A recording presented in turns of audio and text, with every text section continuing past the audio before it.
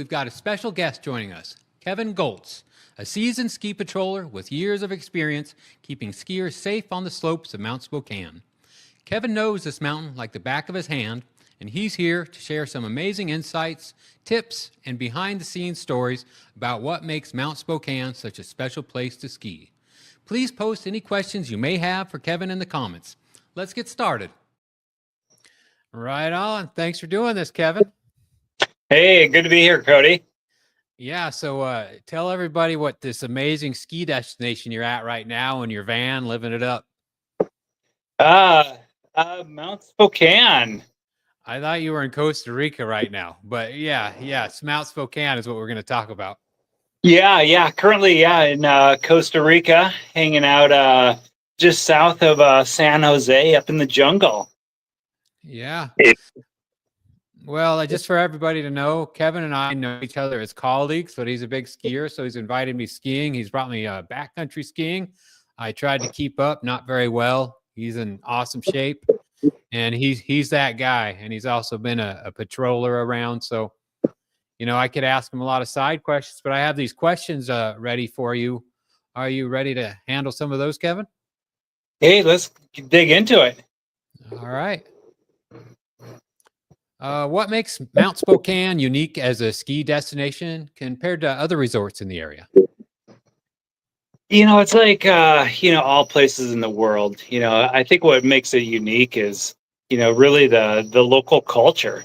You have generations that are like skiing this mountain, enjoying the outdoors as a family, or you can skip out on work early and like get up to the mountain.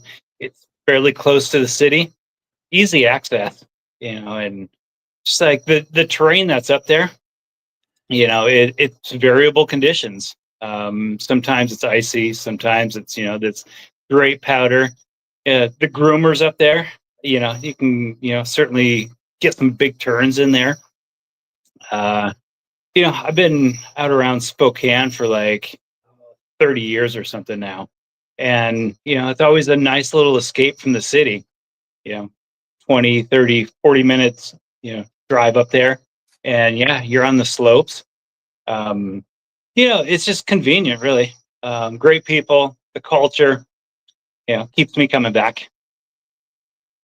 Yeah, I completely agree with everything you said. It's kind of a hidden gem. I suppose everybody around Spokane knows about it, but with like the Epic and Icon passes, it kind of gets overlooked, but it's a lot of fun.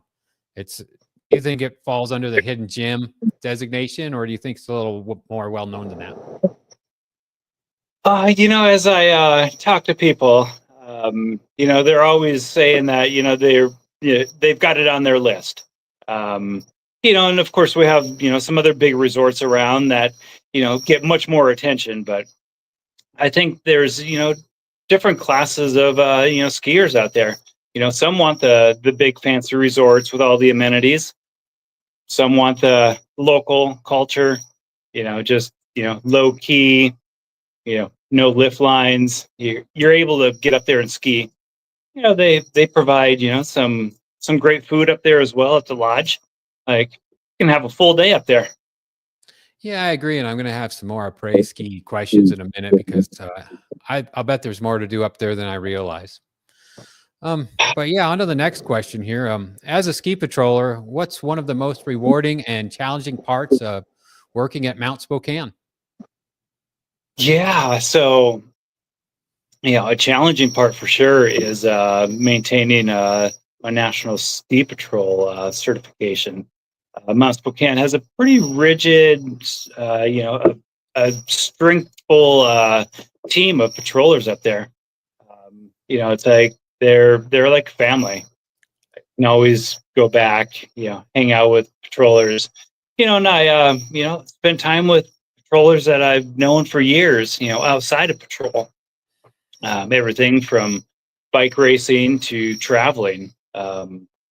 We get together. They're a solid team. There's a lot of stuff that goes on behind the scene. Just the coordination of all the different facilities that are up there for the patrol. We have Yeah, you invited me up there one time. It's a really impressive building and facility, and the camaraderie is pretty awesome. I met Jill, and she's a lot of fun. And everybody was really nice. They all knew you. You're kind of like a celebrity up there. yeah, just one of the guys. It's like I enjoy it being up there, and being around the mountain for so long. You just get to know the locals and the people that are just finding the mountain. Yeah, thanks a lot. That was a great answer. And you know, do you mind if I pull up the trail map and go over some of the runs, just some of your favorite runs, and maybe give an introduction to everybody about what the good runs are? Yeah, absolutely. All right, I'm gonna pull this up. All right, let's see. Can you see that? I can zoom in a little bit. Yeah, I've got it here. It looks like chair 1 over on the left-hand side there. Yeah. Yeah, I think the names have changed, but old school. I know chair 1, chair 2, chair 3. Okay, so looking at the map here, this is 1, this is 2, and then this is chair 3 over here, or is it the other way? Yeah, exactly. 1, 2, and 3. All right, there's 1, there's 2, and there's 3. All right. Well, you have any insight on those? What's your favorite run on the front side here? I love taking up chair 2, and Okay. then heading down towards Northwest Passage, but staying skiers left and either dropping down Allison's Way or I think it's Old Northwest Passage, maybe up on top. Okay. Yeah, like, just because of wind direction, there seems to be a lot of powder that gets deposited over there, and it's like pockets and some thin trees out through there that just make these beautiful turns on. All right, so you'd come up this chair, go Old Northwest Passage, and then you try to get over to this Allison's Way. Yeah, or the trees in between there. That's Okay. really.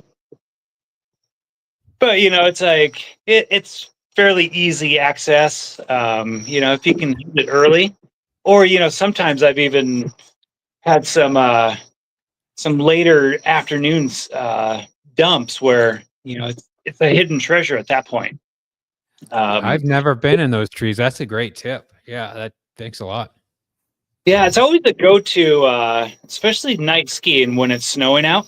Like it gets a little bit dark, but I'll have a headlamp, and it's just like it, you know, lights things up out back through there, and be able to make some really sweet turns. Any other runs you'd suggest? Oh, over on chair 1, skiers right. I really like over in that direction. I mostly ski that though while I'm backcountry skiing. So I'll actually go the other side of the mountain over on like B29 is the backcountry ski route, and then making some sweet turns down through Hourglass. What's the name of that run right there? Tea Kettle up here. Yeah, Tea Kettle pretty good. Is the Elbow. Yeah, and there's a bunch of trees back through there as well. And I always kind of lean to skiing trees. It's just such a favorite up there. Sometimes the other thing I want to throw out for anybody watching, please put your questions in the comment, and we have a viewer question area if you have any questions about the runs or anything. Just thought I'd throw that in. So you like this all over here? Yeah. And then just the last little rollover right before chair 1. That's always a nice little sweet spot where it's got some steepness, and you can just right here? no, more down and to your left there. Down in here? Yeah, exactly. Okay. Yeah, so those are the two areas. The other thing is I'm going to say, and you can second this, but a lot of people come over here and they kind of side country ski, and I've done. I even made one of my first videos learning this. Um, you just kind of come straight up over here, right? And there's a little cat track, and you usually work your way over up Tea Kettle. I mean, isn't that the most direct way to skin on up? Yeah, that's what mountain management wants for their up track. Now there are, other ways to access the backcountry around Mount Spokane, just because it is a state park. But yeah, within the resort, that's the up track there, and it's Yeah. fairly gentle for the most part. And there's a couple of steep sections, but it's gets your heart rate up. It's good. And that's B29 right there that you come right up. That's their ideal way for you to get up there. It is. Okay, well, I just while we have this page up, I mean, where's the big beginner area? Right in here, where this whole yellow area. Where would a Yeah, beginner go? a chair five. It's a double seat, and it's fairly short.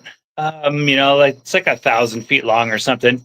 But yeah, beautiful open area for beginners. Um, yeah, it's well lit at night.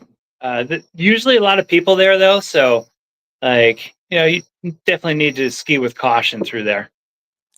Well, you're throwing something out here. There's night skiing at Mount Spokane.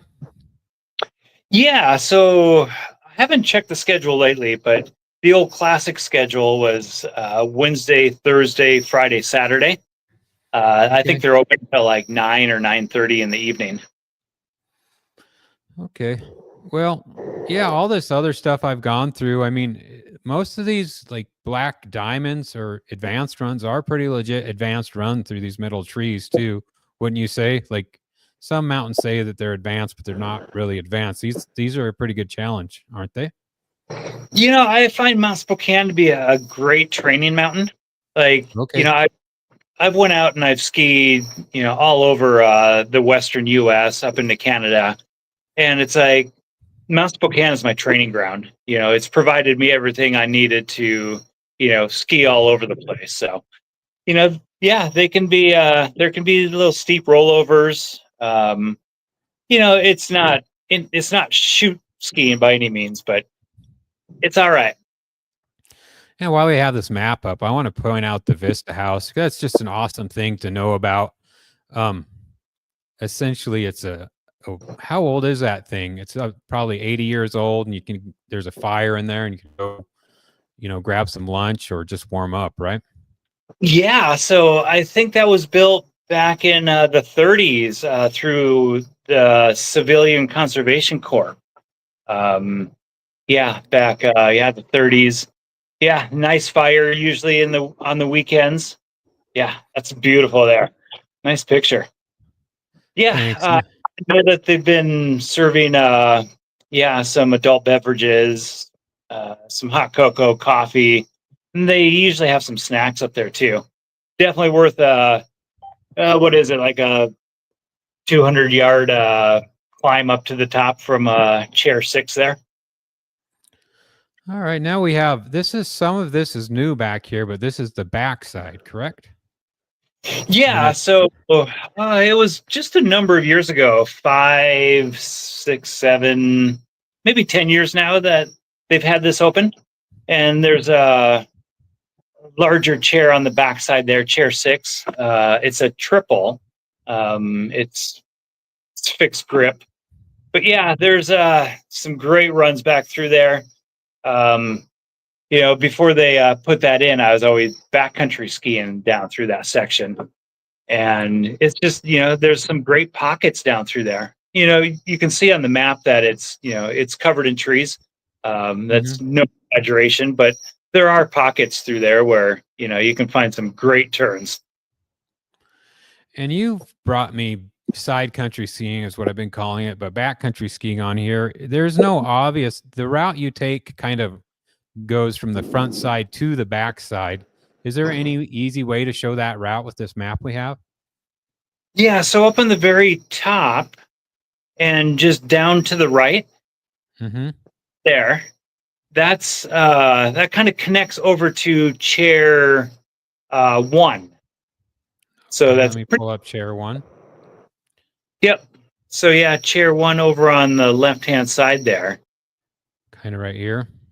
Yeah, and then to your left, Okay. that's the connector route over there. So All right. yeah, south-facing side of the mountain is, yeah, great skiing, but there can be icy days as well. The wind starts whipping through there, and it'll ice it up pretty quickly. Yeah, when I've taken that route one time by myself at night, my GoPro iced up. It gets really cold on that little corner there. It just whips through there. It can get cold fast. Yep. Yeah. Yeah. Any other thoughts on the trail map while I have it pulled up? I mean, while we're here, I'll show some of the other things. Just there's the 2 lodges down here, right? There's what do they call each of these? Just Lodge 1 and Lodge 2. Yeah, Lodge 2 is exactly. so okay. Yeah, Lodge 2 is the main lodge. Yeah, it'll yeah, it has the cafeteria and the bar area. And then also yeah, the ski patrol building is next to Lodge 2. Okay, thanks a lot. I mean, let's go on to the next questions. If some people have some questions about this, we can pull this map back up. But let's go on to the next portion here. Yeah. Thanks a lot for doing that. That's a big help. Just somebody that's been there forever, and some of the tree spots you mentioned. I know it's a pretty easy mountain to get around, but it's nice to get some insider info. Yeah, I think they've done a great job, with setting up the lifts to, access the mountain quickly and, efficiently. Let's see. Just a second here. Let's see. Yeah, what are some insider tips for skiers visiting the mountain for the first time? Yeah, so, one of the best tips I can provide is like, see if you can come across a local, chat up a local, get on the chair with a local or anybody that has some experience on the mountain. I think chatting with people, getting their insight, see what's hitting today, what's not. um I think that's probably my tip, but there's stashes here and stashes there on the mountain. um you know, I typically like to ski during noon. Noon up at the mountain, or 1 o'clock at the mountain. Could be a lift Okay. line down on Tier 3. Probably want to avoid that. All right. Does it get too busy on the weekends? There's times, anytime it's snowing outside, right? It's like if it's snowing in the valley, there's usually, a lot of people on the mountain. Um, but my favorite thing about skiing up there is, come spring, like the weather in the valley is good, so it's like the mountain is empty, and like you get these bluebird days up there. The high pressure sets in.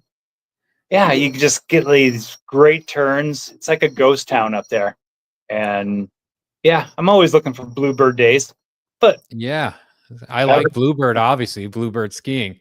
right, But I think the views are a little underestimated up there too. There's times it just the sky gets like a special kind of orange, and you just have a great view of all of Spokane and Mead.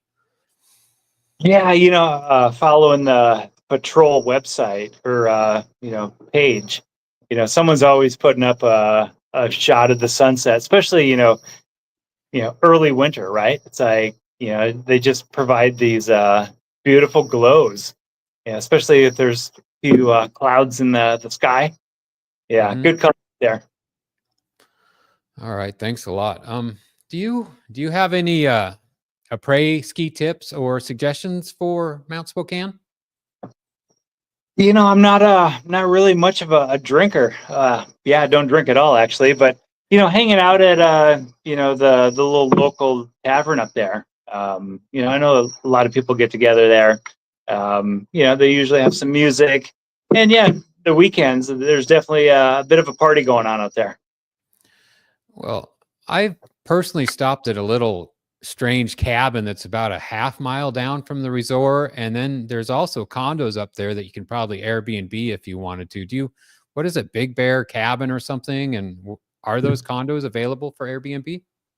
So yeah, I know the condos. There are options for Airbnb up there, and then the lodge you're talking about, Bear Creek Lodge, was recently bought up by the state parks of Washington State, and I'm not exactly sure what they have planned for it, but yeah, there might be something coming up where yeah, maybe there's some hoteling or some accommodations at the base of the mountain there. I think that's great. I stopped in there before and it's a great space and I got a room, but it was definitely a mom and pop ran place and not necessarily in a good way. Um, but I think there's a lot of potential and when the state does get those places, they usually make them pretty quaint. So I'm excited to see what that becomes. Yeah, I'm just kind of thinking of yeah, go ahead. Sorry.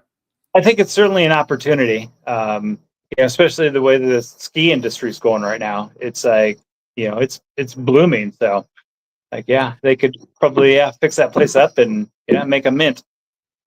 Yeah, I'm starting to do reviews on some of the smaller resorts. I'm going to do one on Lookout soon, and I'm going to take this information and do one for Mount Spokane. And I just think that they're just getting busier and busier because the Icon Pass places, the Vail places, are just getting pretty expensive, big commitment. And if you can go find a place like this, stay at the night, get a quick dinner, save a couple $1,000, I think they're a great deal. I think they're going to start growing. I hope anyway. Yeah, yeah, I think they have been growing. So yeah, it'll be interesting to see where the ski industry goes in the next 5-10 years. All right. Well, we've got made it to the next portion, which is viewer questions. So anybody that has questions, shoot them, and Kevin will have some good answers, I'm sure. So let me see what we have up here. All right, we have a few questions. Here we go. Todd, where is the best green blues to ski? Do you mind if I pull up the map really quick for that one? No, let's do it. All right, I've got it pulled up. So yeah, I would recommend definitely the green is chair 5, so right down at the base area. Mm-hmm. But then yeah, going from there, chair 3, which is on the right hand side of the map there. Parkway Express, I think it's labeled. Okay. Yes, yeah. So you get off the chair there, and if you take a left and like wrap back around towards the chair, it's Northwest Passage, and it's like this wide open, gently sloped run that's really designed for somewhere between the green and the blue, I believe. I'm having a little trouble finding Northwest Passage on here. Maybe I just need to come over this way a little bit and I'll see it. I don't know if I showed enough of this. Is this essentially the backside they're showing here? Oh, that's chair 4 there. That's the other backside or around the corner there.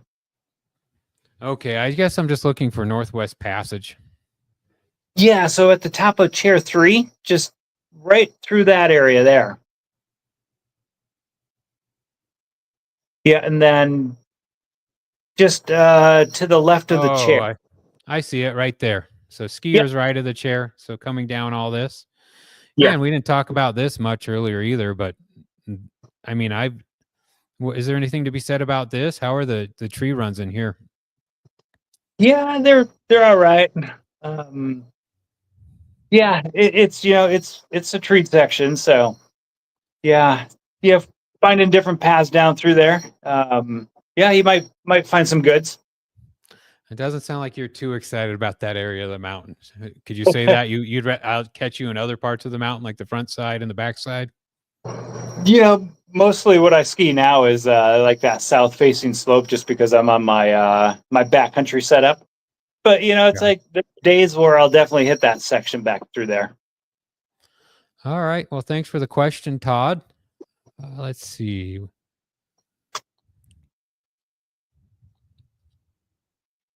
All right. What is the most rewarding part of being a ski patroller? Uh, I'm finding a lot of community among the National Ski Patrol. So I've spent a handful of seasons up at Mount Spokane, and that was my introduction to the National Ski Patrol and the ski patrol life. And yeah, I really found community, family among the patrollers, and I didn't realize how strong it was until I went over to do some volunteer work at Mount Rainier, and those ski patrollers, they're all of the same cloth. They're kind, welcoming, knowledgeable. They're all up there because they have a passion to help out and to ski. So it's been really rewarding to become part of that family. Yeah, that's interesting. I've been doing the ski instructing off and on, and I enjoy those people as well. And like I said, you invited me up there once, and yeah, everybody I've met that's a ski patroller is a great person, including Kevin. So thanks for doing this. Hey, thank you. Uh, We'll have to ski again. yeah, I appreciate that. Yeah, I'm sure we will soon. Um, Here's a good question. Pretty Scarface asked, should I move to Spokane to ski? Well, that all depends on where you're from. Like, yeah, if you're from the deserts, I would suggest it.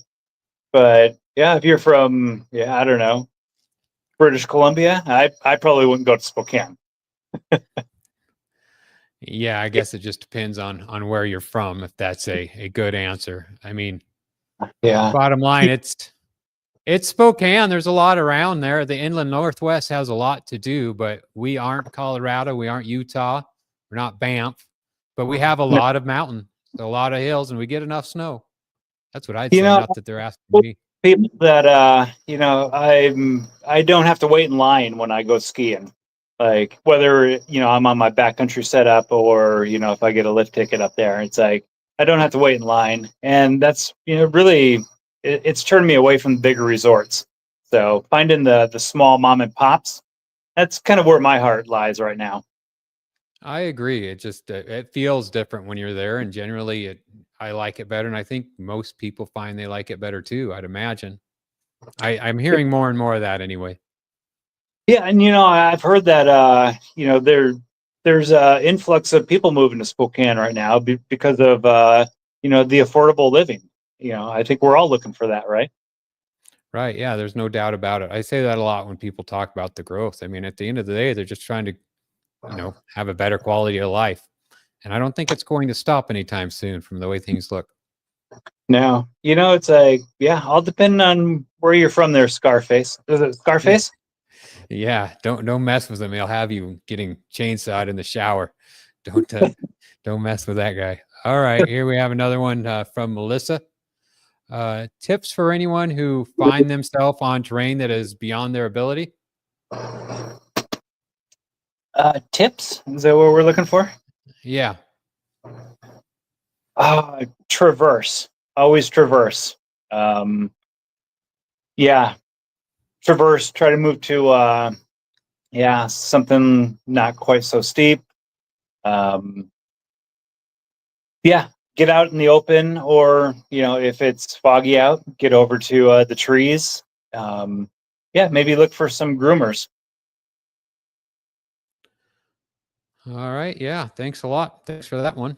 All right. I think we've kind of gone through all these questions. We'll go on to the next portion, and you may be enjoying Costa Rica soon again.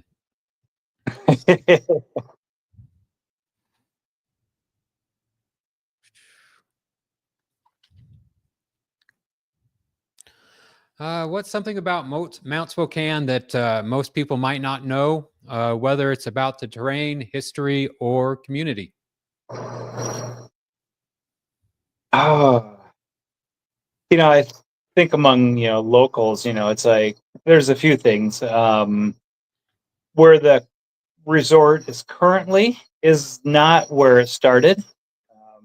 There used to be an old lift that went down the south face, and Interesting. There was a, I think, cook's cabin where it was like dumped out, and I think maybe the cook's cabin was built during the Civilian Conservation Corps construction back in the 30s, and then Riblet, I believe, was founded in Spokane and first installed at Mount Spokane as, I think, the very first lift in the world, maybe. I didn't know that. When I was a kid, I used to call the poles riblets. That was just the name for them, and that's because it's a local brand. Is that, you think? I believe so. I believe that's how the story goes. You may want to fact check me though. Yeah, there's a winery in Spokane that I think where he got his start installing some of his tramways, and then worked its way up to Mount Spokane. All right, thanks a lot. Let's see if there's any other questions or comments. Now's your chance to get one more shot at asking Kevin anything. I want to throw one other thing in there. I've always told people one of the things I really like about Mount Spokane is the great cross country skiing. It's pretty amazing. It's well groomed. It's taken care of. You can rent skis. Is that related to the hill? Is that all? Who runs that? So it's all part of the state park. Mhm. There are volunteer ski patrollers that patrol up there. Any deeper than that, it's like I'm really not clear. But I know there's a lot of volunteers. I know that there's possibly a group, maybe I don't even know the name of them, but I think they're trying to find some funding right now to actually improve the cross country area and maybe even get it to the level of an Olympic trial area. So I think there's some work being done on the cross country and raising funds for some improvements up there. But yeah, it's all within the state park. Okay, that's good to hear. The other thing I want to mention is it has a really good adaptive program with their own building. Like Mount Spokane's one of the few places in the inland Northwest that's committed to adaptive sports. Is that true? It is, yeah. We see a lot of adapted skiers up on the slopes while we're patrolling up there, and yeah, I think it might be run partly through the city of Spokane. Okay. All right. Well, I appreciate it. I don't think I have any more follow-up questions. I mean, I think Mount Spokane's a great place. Definitely falls under the hidden gem category to me, even though it's well known in Spokane itself. Yeah, I appreciate you taking a little time to explain some of this. And I thought maybe here's one other question. Do they always need, is it a volunteer patroller situation up there on Mount Spokane, or are they always looking for help? What's the Yeah, story with that? volunteer patrol up there. There hasn't been any pro patrollers up there in quite some time. So yeah, always looking for help. I think ski tryouts are, I think, coming up now. Okay. Um, and then class starts the 1st of April, like right around closing day or something. Do you just find that on Mount Spokane Ski Resort website, or where do you go to find that if you want to be part of the ski patrol community? Oh man, probably search Mount Spokane Ski Patrol, Okay. and they'll probably have something on their website or their Facebook page about ski tryouts for the patrol. All right. Thanks a lot, Kevin. I think we'll finish this up with one last thing because you mentioned this before. You now work at Mount Rainier as a ski patroller. I do, yeah. A couple of years back, I transferred my duty down to Mount Rainier, and so yeah, I'm part of the patrol down there. I think this is my third season. Yeah, I haven't put in many hours yet this year, but come this spring, I'll be down there quite often, get my time on the mountain. But yeah, it's another great spot to ski. However, it is all human powered skiing down there. I think it should be more popular than it is. I have yet to make it because it's easier to ski going up lifts than hiking. But one of these days, I'm going to make it up there, and now I have an excuse. You're up there. You have no reason not to do it. I have the gear. Yeah, I was just looking at my schedule, and I think I might be there sometime early April. So Okay. have a day, whether it's weekend or during the week. Yeah, we might be able to make some turns. I really appreciate you doing this, Kevin. I think it's going to be a big help for anybody that's curious about Mount Spokane. And yeah, I'll take this information. I'll throw some footage on it. I'm going to go to Mount Spokane Friday and go to all these routes you talked about and try to throw it over our conversation. So thanks again for doing this. I appreciate it. Yeah, you bet. I'm interested in how the snow is up there. I'll be back home here pretty soon. Right on. Thanks a lot. Have a good night. All right, Cody.